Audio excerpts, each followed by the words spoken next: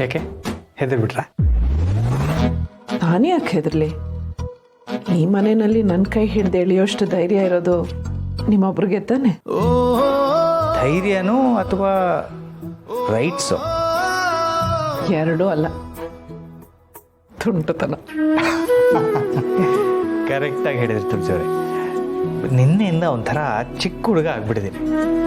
ಮಕ್ಳು ಈ ಥರ ಮಾಡ್ತಿರೋದಕ್ಕೋ ಅಥವಾ ನಿಮ್ಮ ಜೊತೆ ಮತ್ತೆ ಹಸೆಮಣೆ ಇರ್ತೀನಿ ಅನ್ನೋ ಸಂತೋಷಕ್ಕೋ ಗೊತ್ತಿಲ್ಲ. ಎರಡೂ ನಿಜಾನೇ.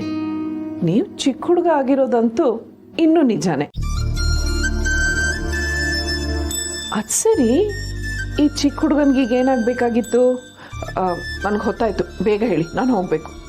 ನೋಡಿ, ನಿನ್ನೆ ನೀವು ಮನೆಯಿಂದ ಇಲ್ಲಿಗೆ ಬಂದಮೇಲೆ ನಾನು ನಿಮ್ಮನ್ನು ಎಷ್ಟು ಮಿಸ್ ಮಾಡ್ಕೊಂಡೆ ಗೊತ್ತಾ?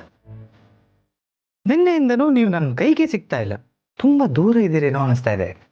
ದೂರ ಇದ್ದೀನ? ಬೆಳಗಿಂದ ನಿಮ್ಮ ಕಣ್ಣೆದ್ರಿಗೆ ಓಡಾಡ್ಕೊಂಡಿದ್ದೀನಲ್ಲ, ಆದರೂ ದೂರ ಇದ್ದೀನಿ ಅಂತಿದ್ದೀರಾ? ಹೌದಲ್ಲ, ನಾನು ಯಾಕೋ ನಿಮ್ಮನ್ನು ತುಂಬ ಮಿಸ್ ಮಾಡ್ಕೋತಾ ಇದ್ದೀನಲ್ಲ. ಅದು ಹಾಗೇನೆ. ಪ್ರೀತಿಸೋರು ಯಾವಾಗಲೂ ಬೇರೆ ಬೇರೆ ಊರಲ್ಲಿದ್ದಾಗ ಒಂದೇ ಊರಲ್ಲಿರಬೇಕಿತ್ತು ಅನ್ಸುತ್ತೆ. ಒಂದೇ ಊರಲ್ಲಿದ್ದಾಗ ಒಂದೇ ಮನೇಲೇ ಇರಬೇಕಿತ್ತು ಅನ್ಸುತ್ತೆ. ಒಂದೇ ಮನೇಲಿದ್ರಂತೂ ಯಾವಾಗಲೂ ಕೈ ಕೈ ಹಿಡ್ಕೊಂಡು ಕಣ್ಣಲ್ಲಿ ಕಣ್ಣಿಟ್ಟು ಯಾವಾಗಲೂ ನೋಡ್ತಾನೆ ಇರಬೇಕು ಅನ್ಸುತ್ತೆ. ನಿಜವಾಗ್ಲೂ ನಿಮ್ಗೆ ಹಾಗೆಲ್ಲ ಅನಿಸ್ತಿದ್ಯಾ? ನಾನು ನಿಮ್ಗೆ ಅನ್ನಿಸ್ತಾ ಇರೋದ್ರ ಬಗ್ಗೆ ಹೇಳ್ತಾ ಇರೋದು.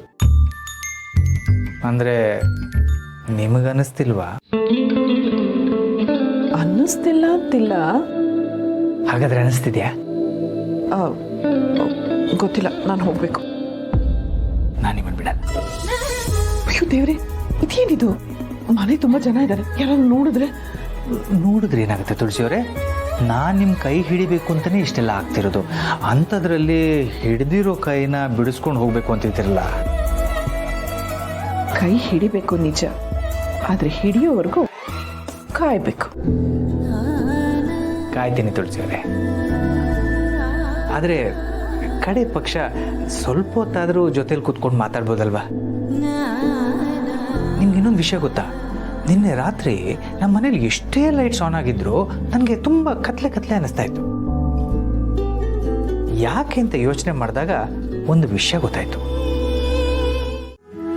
ನನ್ಗದೆಲ್ಲ ಏನು ಬೇಡ ಮಾವ. ಹೀಗಿದೆಲ್ಲ ಮಾಡ್ತಾ ಇರೋದೇ ಹೆಚ್ಚು ಅನ್ನಿಸ್ತಾ ಇದೆ. ತುಳಸಿ, ಈಗ ದೇವರ ಮೂರ್ತಿ ಸ್ವಾಭಾವಿಕವಾಗಿ ಎಷ್ಟೇ ಲಕ್ಷಣವಾಗಿದ್ರು ಚಂದವಾಗಿದ್ರು ಕೂಡ ಅದಕ್ಕೆ ಈ ಅಲಂಕಾರ ಅನ್ನೋದನ್ನು ಮಾಡೇ ಮಾಡ್ತೀವಿ.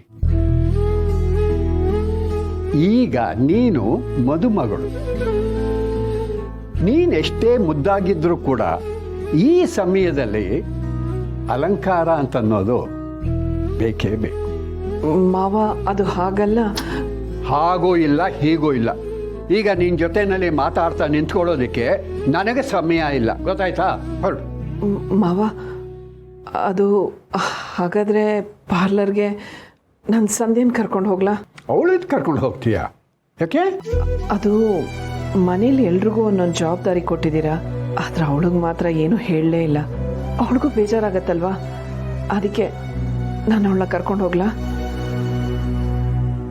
ತುಳಸಿ, ಕೆಲಸ ಮಾಡಲೇಬೇಕು ಅಂತನ್ನೋ ಮನಸ್ಸಿದ್ರೆ ಅವರಾಗೆ ಹುಡುಕೊಂಡು ಹೋಗಿ ಒಂದೊಂದು ಕೆಲಸ ಮಾಡ್ತಾರೆ.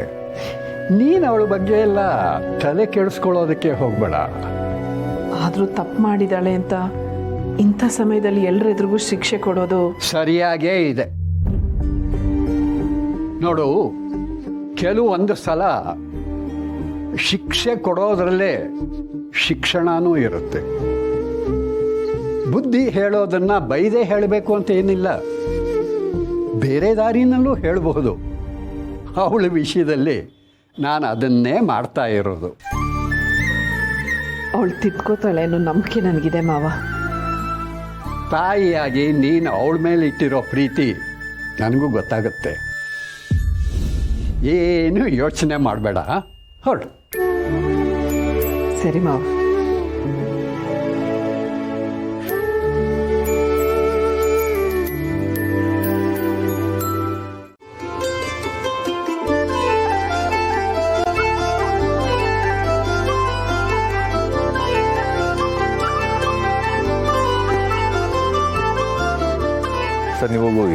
ಬಟ್ಟೆನ ನೋಡಿ ತಗೋತಾರೆ, ನಾನು ಹೋಗಿ ತಾಳಿ ತಂದುಬಿಡ್ತೇನೆ.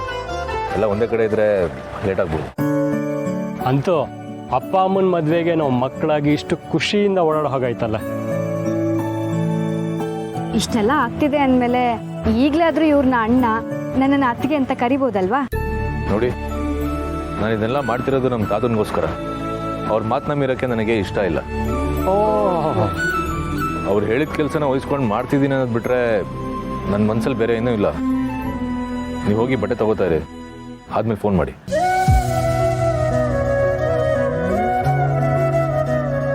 ಎಷ್ಟು ಹಠ ಅಲ್ವಾ? ಮನ್ಸಲ್ಲಿ ಪ್ರೀತಿ ಇದ್ರೂ ಎದುರಿಗೆ ಮಾತ್ರ ತೋರಿಸ್ಕೊಳಲ್ಲ. ಅವನು ಸ್ವಲ್ಪ ಹಾಗೇನೆ. ಮಕ್ಕಳು ಅಳೋವಾಗ ಅಳ್ಬೇಡ ಅಂದಿದ ತಕ್ಷಣ ಅಳು ನಿಲ್ಲಿಸ್ತಾರೆ. ಅಳು ನಿಲ್ಲಿಸ್ಬೇಕು ಅನಿಸ್ತಿದ್ರು ಹಟ್ಟಕ್ಕಾದ್ರೂ ಇನ್ನೂ ಅಳ್ತಿರ್ತಾರೆ. ಇವನು ಒಂಥರ ಮಗು ಇದ್ದ ಹಾಗೆ. ನಾವು ಯಾರಾದರೂ ಬದಲಾಗೋದಿದ ತಕ್ಷಣ ಬದಲಾಗಿದ್ದೀನಿ ಅಂತ ತೋರಿಸ್ಕೊಳಲ್ಲ. ಅದಕ್ಕೆಲ್ಲ ಟೈಮ್ ಬರಬೇಕು. ನನಗೇನೋ ಈ ಮದುವೆ ಆಗ್ತಿರೋದ್ರಿಂದ ಎಲ್ಲ ಒಳ್ಳೇದಾಗುತ್ತೆ ಅನಿಸ್ತಿದೆ. ನೋಡ್ತಿರೋ, ಈ ಮದುವೆ ಮುಗಿಯೋದ್ರೊಳಗೆ ಸಮರ್ಥ್ ನನ್ನ ಅಣ್ಣ ಅಂತ ಕರೀತಾನೆ.